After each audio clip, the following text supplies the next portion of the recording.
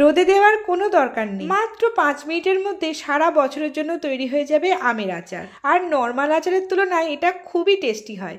আর কিভাবে খুব সহজে রোদে দেওয়ার ঝামেলা ছাড়াই মাত্র 15 মিনিটে সারা বছরের জন্য আমের আচার বানিয়ে সেটাকে স্টোর করবে, তার রেসিপি ডিটেলসে তোমাদের সাথে আজকে শেয়ার করব। আমি যত রকম আচার চাটনি আমের বানিয়েছি তার মধ্যে এই রেসিপিটা আমার জন্য সব থেকে বেস্ট, কারণ এটা কোনো ঝামেলা ছাড়াই তৈরি হয়ে যায়। মাত্র 3 থেকে 4টি উপকরণ দিয়ে তৈরিও হয়ে যায়, আর সারা বছরের জন্য রেখেও দেওয়া যায়। আর টেস্ট নিয়ে তো কোনো কথাই হবে না, শুধু মুখে খাও কিংবা রুটি পরোটার সাথে কিংবা ভাতের শেষ পাতেও কিন্তু দুর্দান্ত লাগে। তো চলো ঝটপট আজকে আমের ঝুড়ি আচারের রেসিপি তোমাদের সাথে শেয়ার করি। তো প্রথমে 3টে মাঝারি সাইজের কাঁচা আমকে খুব ভালো করে ধুয়ে একটা শুকনো কাপড় দিয়ে আউটার পার্টটা অর্থাৎ আমের খোসাটা খুব ভালোভাবে মুছে নিয়ে শুকনো করে নিয়েছি। এবার আমটাকে ভালো করে ছাড়িয়ে নিয়ে এটাকে গ্রেটারের সাহায্যে, অর্থাৎ যেটা দিয়ে আমরা আদা বা রসুন ঘষি বা কুড়ে নিই সেটার সাহায্যে খুব ভালো করে এটাকে কুড়ে নিচ্ছি। বড় গ্রেটারটা থাকলে আরো ভালো হয়, তবে ছোটটা থাকলেও কিন্তু ভালোভাবেই হয়ে যায়। তো 3টে আমকে ভালো করে গ্রেট করে নিয়েছি। এবার একটা ফ্রাই প্যানে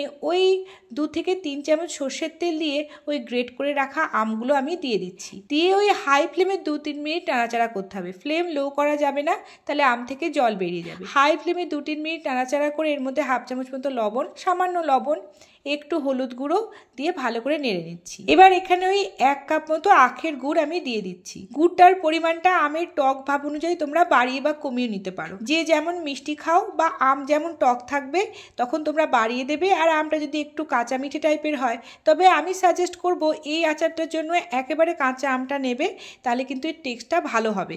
অর্থাৎ আমটা গলে যাবে না আচার বানানোর সময়, আমটা একটু দানা দানা থাকবে। সবার লাস্টে যেটা খেতে দারুণ লাগে। তো এইভাবে কিন্তু আমের পরিমাণ অনুযায়ী তোমরা গুড়টাকে দিয়ে নেবে। আমি এখানে 3টে আমের জন্য 1 কাপ মতো গুড় ব্যবহার করেছি। দিলাম হাফ চামচ মতো লাল লঙ্কার গুঁড়ো। আর এখানে একটা ভাজা মশলা আমি ইউজ করেছি, যে ভাজা মশলাটা আমি আগে থেকেই বানিয়ে রাখি এবং চাটনি আচার সবেতেই কিন্তু ওই মশলাটাই ইউজ করি, যেটা আমি জিরে, ধনে, মৌরি, মেথি এবং শুকনো লঙ্কা ভেজে নিয়ে গুঁড়ো করে রেখেছি। আর এই আচারের মশলার রেসিপি আমার আগেও দেওয়া আছে, তোমরা চাইলে চেক করে নিতে পারো। তো ওই 1-1.5 চামচ মতো ভাজা মশলার গুঁড়োটা দিয়ে দিলাম। আর সবার লাস্টে আমার মনে হলো একটু আঠালো করার জন্য 3 চামচ মতো চিনি দিলাম। আর ওই লঙ্কার গুঁড়ো যে পরিমাণ বললাম সেটাই দিয়েছি, আরও একটু ভাজা মশলা দিয়েছি। আর দিয়েছি 1 চামচ মতো ভিনিগার। ভিনিগার দেওয়ার জন্য কিন্তু আচারটা নষ্ট হবে না, রোদে দেওয়ার ঝামেলা ছাড়াই এটা অনেক দিন পর্যন্ত ভালো থাকবে। তো অবশ্যই কিন্তু ভিনিগারটা ইউজ করো।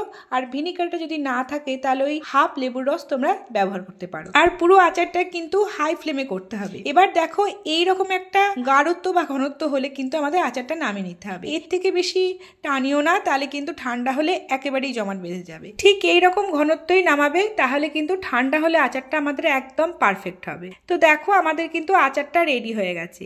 এবার এটাকে আমি নামিয়ে নিচ্ছি এবং নামিয়ে নেওয়ার পর খুব ভালো করে ঠান্ডা করে নিয়ে একটা একদম শুকনো কাঁচের বয়ামে আমি ভরে রাখবো। তাহলে আমের ঝুড়ি আচার কিন্তু আমাদের রেডি। আর এটা 15 থেকে 20 মিনিটের মধ্যে সম্পূর্ণভাবে তৈরি হয়ে যায়। তো দেখো আচারটা কিন্তু দারুণ দেখতে হয়েছে, আর আমগুলোও কিন্তু একেবারে গলে যায়নি। আমার এই রেসিপি দেখে অবশ্যই বানিও কিন্তু, আর কেমন হলো লিখে জানিও। আজকের মতো আসি, টাটা।